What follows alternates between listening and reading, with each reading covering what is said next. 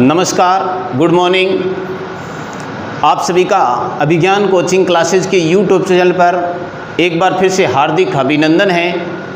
प्रिय विद्यार्थियों, अपने जितने भी वीडियो अपलोड कर रहे हैं आप उन्हें ज़्यादा से ज़्यादा देखिएगा और उनका अपडेट हमें आप कमेंट बॉक्स में दीजिएगा ताकि हम नए वीडियो अपलोड कर सकें। प्रिय विद्यार्थियों, अपने विकारी शब्द कर रहे थे और विकारी शब्दों में अपने संज्ञा सर्वनाम कर चुके हैं। विशेषण का एक वीडियो भी अपलोड हो चुका है और विशेषण का जो बाकी पार्ट रह गया वो आज हम करेंगे। तो प्रिय विद्यार्थियों, ध्यानपूर्वक देखिएगा, वीडियो को बीच में स्किप न करें। तो प्रिय विद्यार्थियों, आज का अपना टॉपिक विशेषण पार्ट 2 है। ये शुरू कर रहे हैं विशेषण।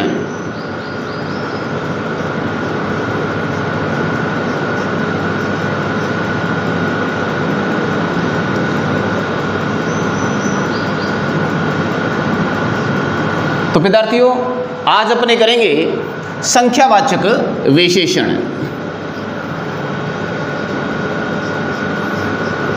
संख्यावाचक विशेषण। सबसे बड़ी बात विद्यार्थियों, संख्यावाचक विशेषण, संख्यावाची विशेषण यानी वे शब्द जो संज्ञा या सर्वनाम की संख्या संबंधी विशेषता प्रकट करते हैं उन्हें अपने संख्यावाचक विशेषण कहते हैं। मैं एक बार फिर कह दूं कि वे शब्द जो संज्ञा या सर्वनाम की संख्या संबंधी विशेषता बतलाते हैं उन्हें अपने संख्यावाचक विशेषण कहते हैं। संख्यावाचक विशेषण संख्या बताते हैं। क्या बताते हैं? संख्या।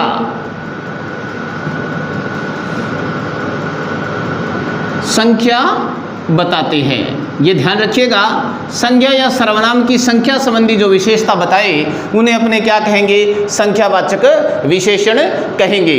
जैसे मैं उदाहरण के तौर पर कह दूं कि कक्षा में 5 लड़के बैठे हैं। देखिएगा, कक्षा में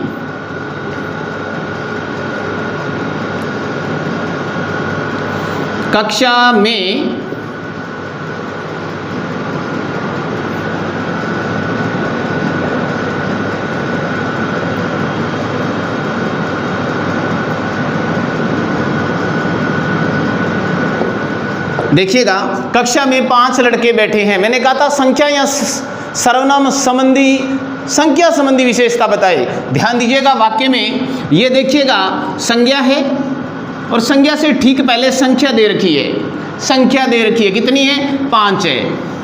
ध्यान रखिएगा, इस प्रकार के जो वाक्य होंगे वो संख्या संबंधी संख्यावाचक विशेषण होगा।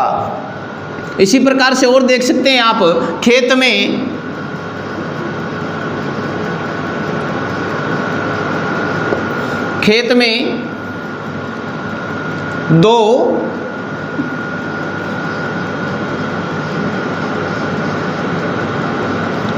2 बालक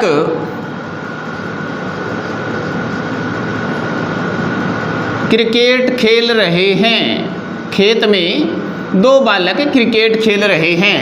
ध्यान दीजिएगा, संज्ञा है और ये संख्या संबंधी विशेषता है, तो उन्हें अपने क्या कहेंगे? संख्यावाचक विशेषण कहा जाता है। प्रिय विद्यार्थियों, मैं एक बार फिर से बता दूं कि वे शब्द जो संज्ञा या सर्वनाम की संख्या संबंधी विशेषता प्रकट करते हैं उन्हें अपने क्या कहेंगे? संख्यावाचक विशेषण कहेंगे। ये ध्यान रखिएगा। मेरी बात आप लोगों को समझ में आ गई होगी कि संख्यावाचक विशेषण संख्या बताते हैं। ये ध्यान रखिएगा। अब मैं आपको ले चलता हूँ, संख्यावाचक जो विशेषण होता है ये कितने प्रकार का होता है, इसके कितने भेद होते हैं। अब अपने विस्तार पूर्वक उन पर चर्चा करते हैं।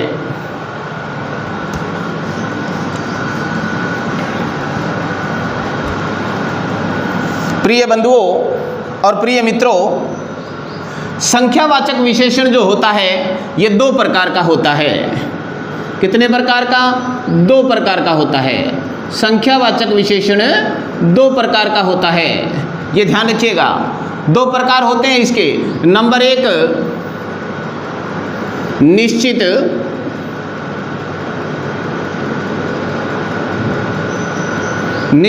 संख्यावाचक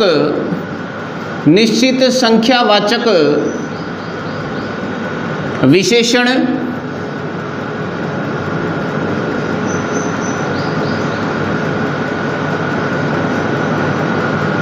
अनिश्चित संख्यावाचक विशेषण। प्रिय विद्यार्थियों, मैं संख्यावाचक विशेषण जो है इसके भेद, इसके प्रकार की चर्चा कर रहा हूँ। संख्यावाचक विशेषण जो है वो आगे चल करके दो भागों में बंट जाते हैं, जिसमें एक है निश्चित संख्यावाचक विशेषण और दूसरा अनिश्चित संख्यावाची विशेषण। निश्चित संख्यावाचक विशेषण जो होते हैं ये निश्चित संख्या का बोध कराते हैं। कौन सी संख्या का बोध कराते हैं? निश्चित संख्या का बोध कराते हैं। लिख देता हूं मैं, निश्चित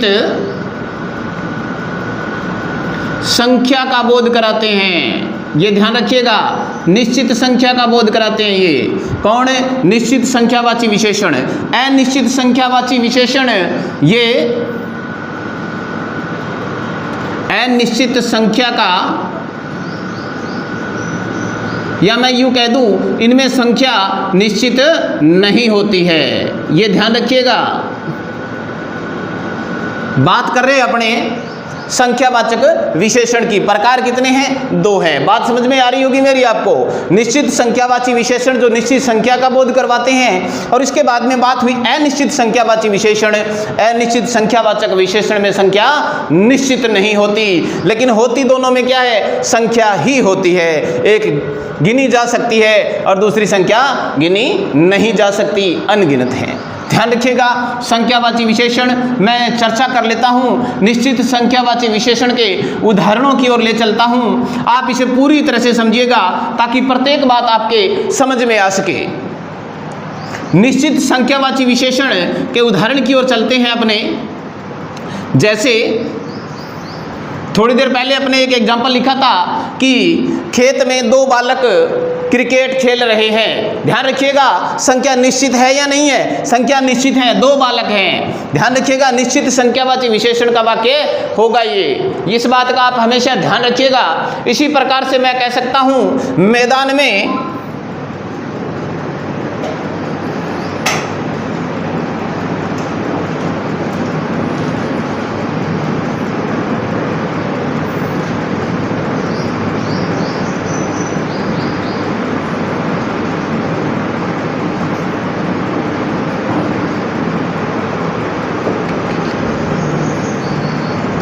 मैदान में 5 लड़के खेल रहे हैं।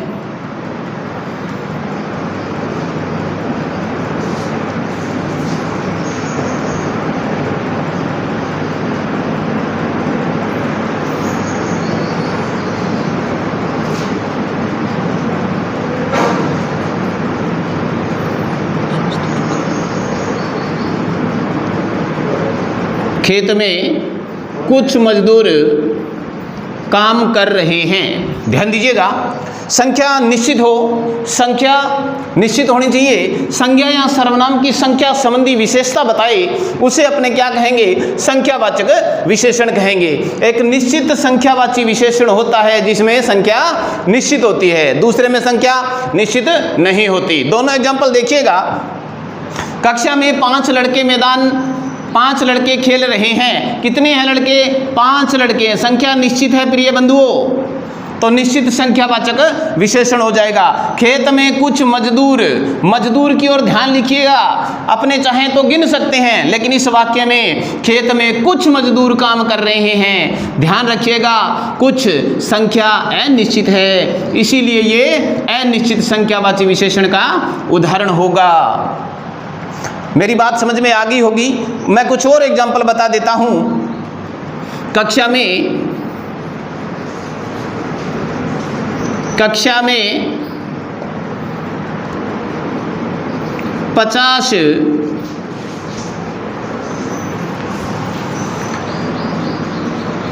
50 लड़कियां, कक्षा में 50 लड़कियां बैठी है। प्रिय विद्यार्थियों, वाक्य की ओर गौर कीजिएगा और बताइएगा कक्षा में 50 लड़कियां बैठी है, संख्यावाची विशेषण का कौन सा प्रकार होगा? कमेंट बॉक्स में इसका आंसर दीजिएगा मुझे। कक्षा में 50 लड़कियां बैठी है, आंसर आपको ही देना है। स्टार लगा देता हूं मैं, इसका आंसर आप ही देंगे। कक्षा में 50 लड़कियां बैठी है, संख्यावाची विशेषण का ये कौन सा प्रकार हो सकता है? निश्चित संख्यावाचक विशेषण या फिर अनिश्चित संख्यावाची विशेषण? प्रिय बंधुओं, मैं आपको ले चलता हूं कि निश्चित संख्यावाची विशेषण और अनिश्चित संख्यावाची विशेषण जिनके प्रकार हम कर चुके हैं, ये ध्यान रखिएगा। लेकिन मैं अगर थोड़ी सी और गहराई की बात करूं प्रिय बंधुओं, तो मैं यहां चर्चा कर लेता हूं कि अनिश्चित संख्यावाची विशेषण जो होता है, इसके भी आगे 4 प्रभेद होते हैं। प्रिय बंधुओं, मैं थोड़ी सी आगे गहराई की बात कर रहा हूं, और वो गहराई किसकी है? निश्चित संख्यावाचक विशेषण की। निश्चित संख्यावाची विशेषण की बात कर रहा हूं। इसके आगे 4 प्रभेद हैं। कितने प्रभेद हैं? 4। इसके आगे 4 प्रभेद हैं। किसके हैं? निश्चित संख्यावाची विशेषण के 4 प्रभेद होंगे, जिसमें मैं आपको बता दूं, पहला गणनावाचक, पहला हो गया गणनावाचक। दूसरा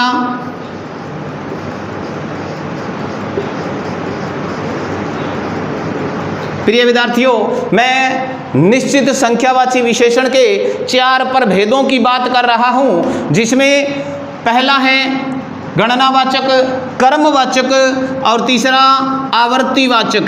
तीसरा क्या हो जाएगा? आवर्तीवाचक। और चौथा हो जाएगा समुदायवाचक।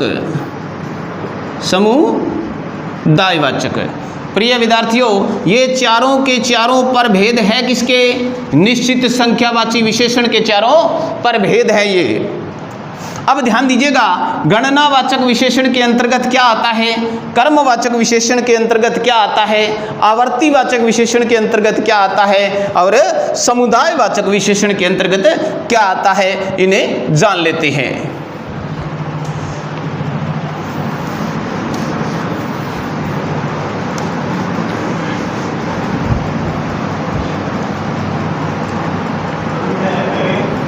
सबसे पहले गणनावाचक विशेषण की बात कर लेता हूं। गणनावाचक विशेषण के अंतर्गत ध्यान दीजिएगा, 1,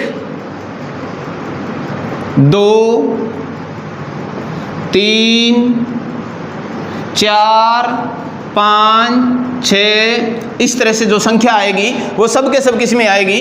गणनावाचक में आएगी। ये ध्यान रखिएगा। इसके बाद में दूसरा है कर्मवाचक, और कर्मवाचक में होता है पहला, दूसरा, पहला, दूसरा, तीसरा, चौथा, पांचवा, छठा, सातवां, इस प्रकार से इसके अंतर्गत आएंगे। इसके बाद में नंबर 3 पार्ट है आवर्तीवाचक, जिसमें होता है दुगुना, दुगुना, तिगुना, चौगुना, ये किसके अंतर्गत आएंगे? आवर्तीवाचक में आएंगे। समुदायवाचक में देखिएगा, दोनों, तीनों, चारों, पांचों, ये किसके अंतर्गत आएंगे? समुदायवाचक में। प्रिय विद्यार्थियों, मैं बात कर रहा हूं निश्चित संख्यावाची विशेषण के 4 प्रभेदों की बात कर रहा हूं। निश्चित संख्यावाची विशेषण में निश्चित संख्या का बोध होता है, अनिश्चित संख्यावाची विशेषण में संख्या निश्चित नहीं होती है, जिसे मैं उदाहरण के द्वारा आपको पहले समझा चुका हूं। मैं निश्चित संख्यावाची विशेषण के 4 जो प्रभेद हैं वो आपको समझाने की कोशिश कर रहा हूं। 4 भेद, जिसमें पहला है गणनावाचक, दूसरा है क्रमवाचक, तीसरा आवर्तीवाचक, और चौथा आपके सामने है समुदायवाचक।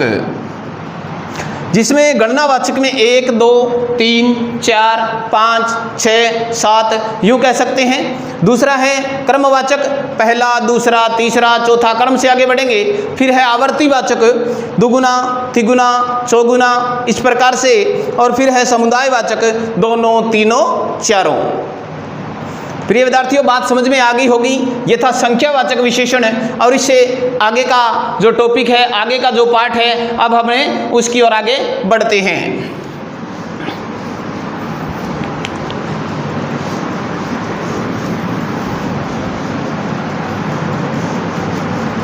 अब होगा अपना परिमाणवाचक विशेषण। परिमाणवाचक विशेषण,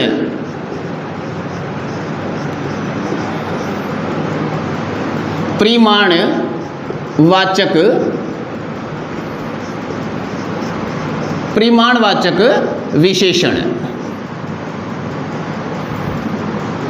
प्रिय विद्यार्थियों, संख्यावाचक विशेषण किया था, जिसमें संज्ञा या सर्वनाम की संख्या संबंधी विशेषता बताई जा रही थी।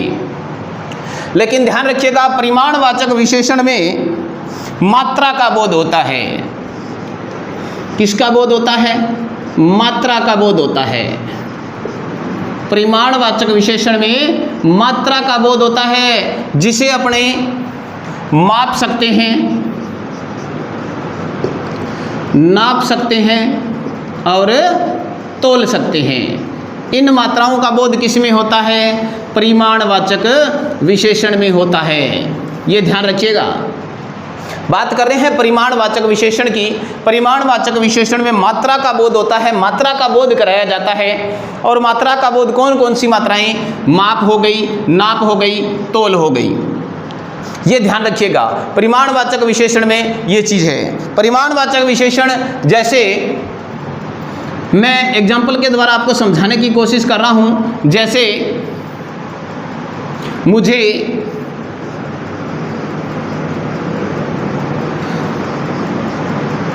2 लीटर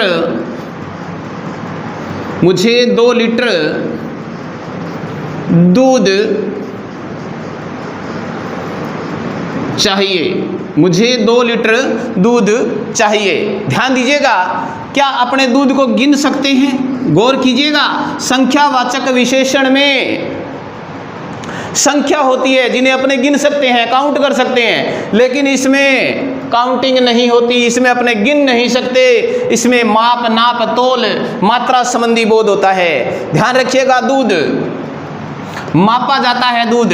ध्यान रखिएगा, इसीलिए इस वाक्य में परिमाणवाचक विशेषण होगा। ये ध्यान रखिएगा। और परिमाणवाचक विशेषण को 2 भागों में बांटा जा सकता है। परिमाणवाचक विशेषण को, एक होता है निश्चित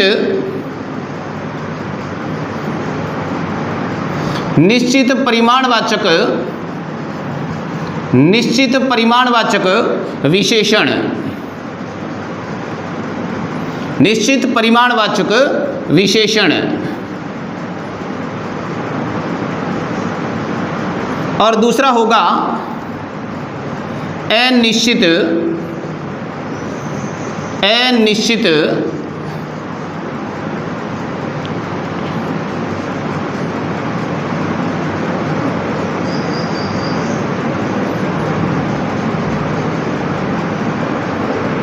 प्रिय विद्यार्थियों, मैं परिमाणवाचक विशेषण के भेद, प्रकार, इन पर चर्चा कर रहा हूं कि परिमाणवाचक विशेषण जो है ये 2 प्रकार के होते हैं, निश्चित परिमाणवाचक विशेषण और अनिश्चित परिमाणवाचक विशेषण।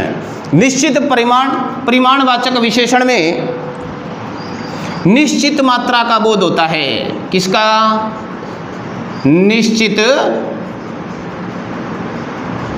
मात्रा का बोध होता है। ये ध्यान रखिएगा, निश्चित मात्रा, जैसे 2 लीटर, ये ध्यान रखिएगा, 5 किलो, 10 क्विंटल, ये जो निश्चित मात्रा है वो किसके अंतर्गत आएगी? निश्चित परिमाणवाचक विशेषण में आएगी।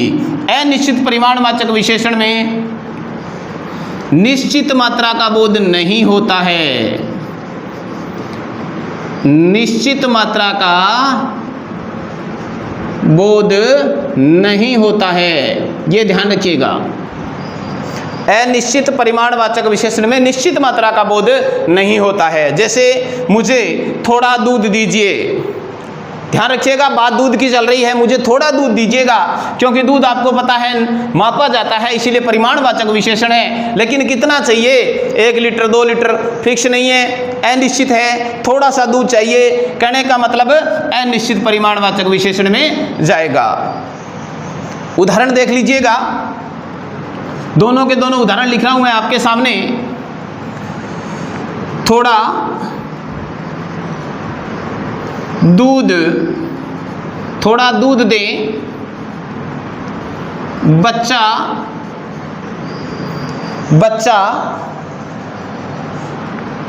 थोड़ा दूध दे, बच्चा भूखा है। वाक्य को गौर से देखिएगा, दूध मापा जाता है लेकिन मात्रा कितनी है, अनिश्चित मात्रा है, इसलिए वाक्य अनिश्चित परिमाणवाचक विशेषण का होगा। इस प्रकार आप बात में ध्यान दीजिएगा। 2 लीटर निश्चित मात्रा है, यहाँ पर जहाँ निश्चित मात्रा दी हो वहाँ पर क्या होगा, निश्चित परिमाणवाचक विशेषण होगा। आप यूँ कह सकते हैं 5 क्विंटल गेहूँ, 5 क्विंटल गेहूँ। ध्यान दीजिएगा मात्रा क्या है, निश्चित मात्रा है। कितनी हो गई, निश्चित मात्रा है, तो क्या हो जाएगा, निश्चित परिमाणवाचक विशेषण के अंतर्गत आएगा। ये आप यूँ कह सकते हैं थोड़े से चावल दें, थोड़े से चावल दें, किसमें आएगा, अनिश्चित परिमाणवाचक विशेषण के अंतर्गत गिना जाएगा। प्रिय बंधुओं, ये परिमाणवाचक विशेषण था, बढ़िया तरीके से समझ में आया होगा। कमेंट बॉक्स में जवाब अवश्य दीजिएगा। और अब पार्ट नंबर 4 पर चलते हैं, विशेषण का अंतिम भाग नंबर 4, जिसे अपने कहते हैं सार्वनामिक विशेषण, संकेतवाचक विशेषण, उसकी ओर बढ़ते हैं। सार्वनामिक विशेषण, संकेतवाचक विशेषण, उसकी ओर आगे बढ़ते हैं।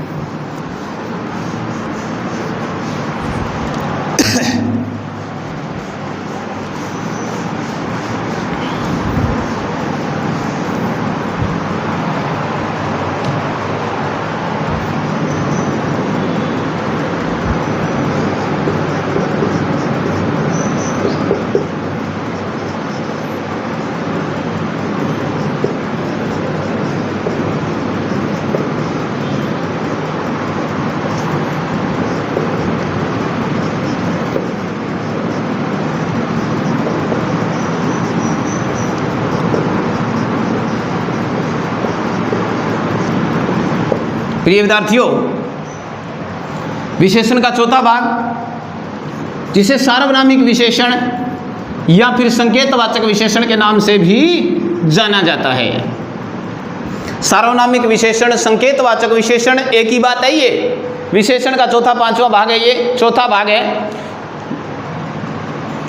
मैं यूँ कह सकता हूँ सार्वनामिक विशेषण या संकेतवाचक विशेषण जो है कहा किसे जाता है, इस बात का आप ध्यान दें। वे विशेषण शब्द जो संज्ञा शब्द की ओर, ध्यान दीजिएगा, सार्वनामिक या संकेतवाचक विशेषण की बात कर रहा हूं कि वे शब्द जो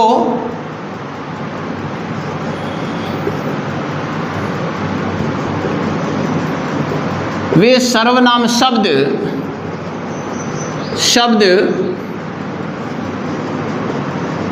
जो संकेत के माध्यम से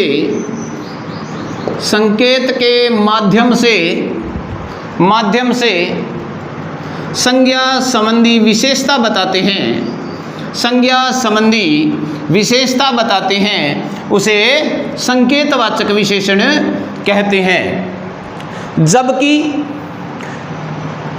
ये जो शब्द होते हैं ये सर्वनाम से निर्मित होते हैं, इसीलिए इन्हें अपने सार्वनामिक विशेषण के नाम से भी जानते हैं। प्रिय विद्यार्थियों ध्यान दें, संकेतवाचक विशेषण की बात चल रही है संकेतवाचक विशेषण जिसे मैं आपको उदाहरण के द्वारा समझाने की कोशिश करूंगा, गौर कीजिएगा। संकेतवाचक विशेषण,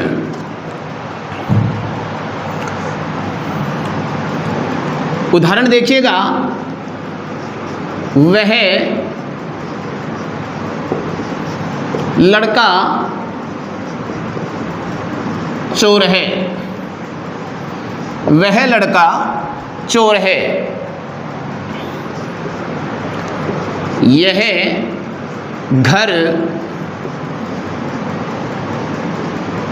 मेरा है। वे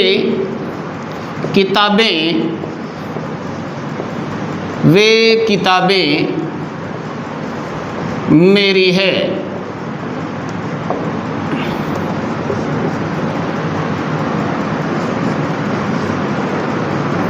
वह घोड़ा उसका है।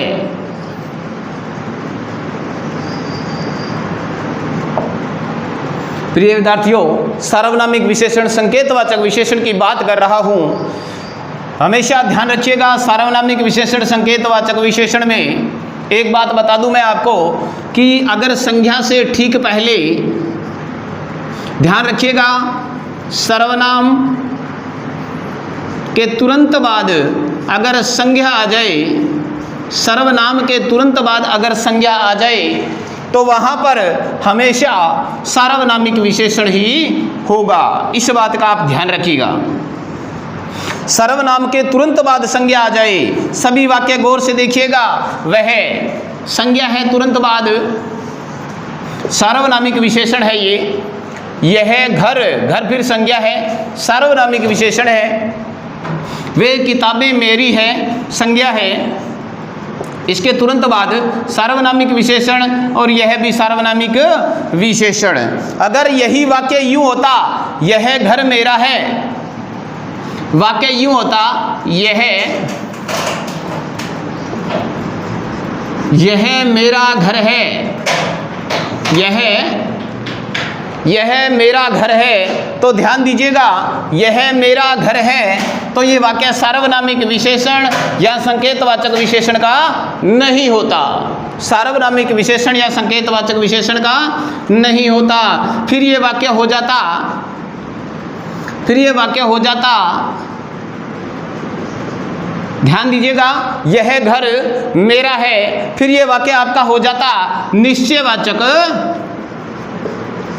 सर्वनाम का, निश्चयवाचक सर्वनाम का वाक्य होता। आपको हमेशा इस बात का ध्यान रखना है प्रिय विद्यार्थियों कि संज्ञा के तुरंत पहले अगर सर्वनाम बैठा हो तो वाक्य सार्वनामिक विशेषण होगा, संकेतवाचक विशेषण होगा, अन्यथा निश्चयवाचक सर्वनाम होगा। ये ध्यान रखिएगा। तो ये बात प्रिय विद्यार्थियों आपके बढ़िया तरीके से समझ में आ गई होगी। मैं ले चलता हूं विशेषण का 5वां भाग, जिसे हिंदी के कुछ विद्वान मानते हैं। तो अपने चलते हैं व्यक्तिवाचक विशेषण की ओर। अपने चलते हैं व्यक्तिवाचक विशेषण की ओर।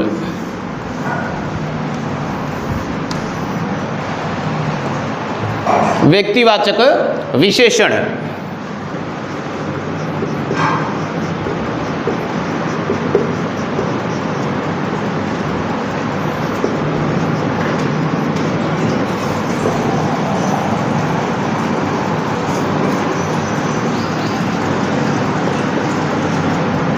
प्रिय विद्यार्थियों, व्यक्तिवाचक विशेषण जो होता है, हमेशा ध्यान रखिएगा, व्यक्तिवाचक विशेषण आप गौर कीजिएगा, इसमें जो जातिवाचक संज्ञाओं से बन करके व्यक्तिवाचक विशेषण का निर्माण किससे होता है?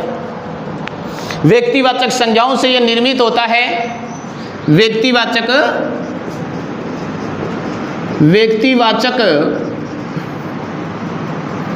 संज्ञा से निर्मित होता है।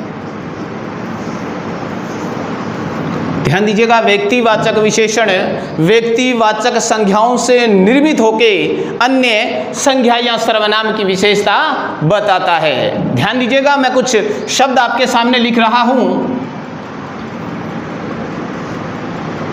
जैसे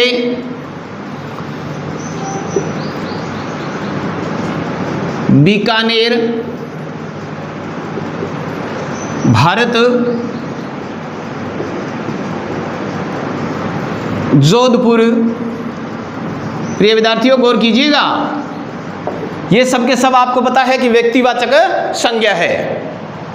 बीकानेर, अब इनके अंदर अपने प्रत्यय यूज करते हैं। मैं इसे बना देता हूं बीकानेरी, भारतीय, जोधपुरी। ध्यान दीजिएगा, बीकानेरी, भारतीय, भारत से भारतीय बनेगा, भारत तो हो गया भारतीय, और जोधपुर से जोधपुरी। अब मैं यूं कह दूं कि बीकानेरी भुजिया, बीकानेरी भुजिया, भारतीय लोग, गौर कीजिएगा इस वाक्य पर, बीकानेरी भुजिया, भारतीय लोग, जोधपुरी साफे।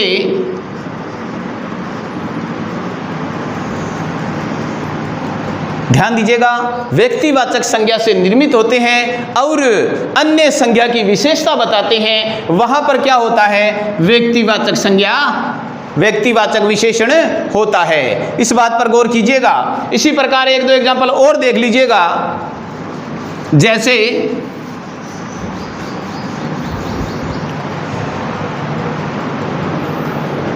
जापानी खिलौने, जापानी खिलौने,